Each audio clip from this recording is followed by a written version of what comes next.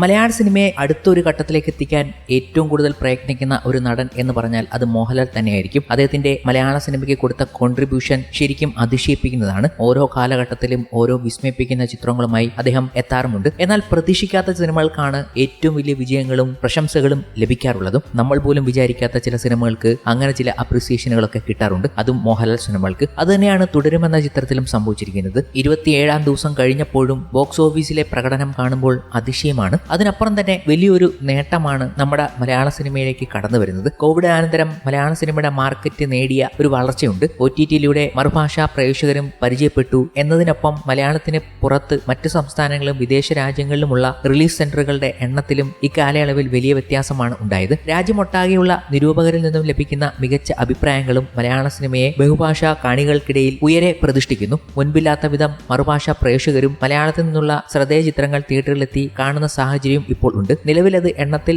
കുറവാണെങ്കിലും ഭാവിയിൽ അക്കാര്യത്തിലും വലിയ വ്യത്യാസം വന്നേക്കാം. മഞ്ഞുമൽ ബോയ്സ്, പ്രേമലു, മാർക്കോ തുടങ്ങിയ സിനിമകളൊക്കെ അതിന് ഉദാഹരണങ്ങളാണ്. ഇപ്പോഴിതാ 2025 ബോക്സ് ഓഫീസിൽ ഇതുവരെയുള്ള കണക്കിലെ ബോളിവുഡ് കോളിവുഡ് താരതമ്യം ശ്രദ്ധ നേടുകയാണ്. പ്രമുഖ മീഡിയ കൺസൾട്ടിംഗ് സ്ഥാപനമായ ഓർമാക്സ് മീഡിയ പുറത്തുവിട്ടിരിക്കുന്ന ഏറ്റവും വലിയ ബോക്സ് ഓഫീസ് കണക്കുകൾ പ്രകാരം ജനുവരി മുതൽ ഏപ്രിൽ വരെ ഇന്ത്യൻ ബോക്സ് ഓഫീസിൽ വിവിധ ഭാഷാ സിനിമകൾ ചേർന്ന് നേടിയ കളക്ഷൻ 3691 കോടി രൂപയാണ്. 2024 ഇതേ സമയത്തേക്കാൾ 19% കൂടുതലാണ് ഇത്. ഇതിൽ വ്യത്യസ്ത ഇൻഡസ്ട്രിയിലൂടെ ഷെയർ പരിശോധിച്ചാൽ 39% ഷെയറുമായി ഒന്നാം സ്ഥാനത്ത് ബോളിവുഡാണ്. 22% ഷെയറുമായി തെലുങ്ക് രണ്ടാമതും. തമിഴ് മലയാളം സിനിമകൾ തമ്മിൽ വെറും 4% വ്യത്യാസം മാത്രമാണ് കളക്ഷനിൽ ഉള്ളത് എന്നതും ശ്രദ്ധേയമാണ്. 17% ഷെയറുമായി മൂന്നാം സ്ഥാനത്ത് കോളിവുഡ് എങ്കിൽ 13% ഷെയറാണ് മലയാളത്തിൽ ഉള്ളത്. ഇൻഡസ്ട്രിയുടെ വലിപ്പവും സിനിമയുടെ ആകെ ബജറ്റും പരിഗണിക്കുമ്പോൾ കോളിവുഡിനേക്കാൾ സക്സസ് റേറ്റ് മലയാളത്തിനാണെന്ന് മനസ്സിലാക്കാനാകും. ഇന്ത്യൻ ബോക്സ് ഓഫീസിൽ മലയാള സിനിമ അതിന്റെ ഏറ്റവും മികച്ച ഷെയറുമായാണ് നിലവിൽ നിൽക്കുന്നതെന്നും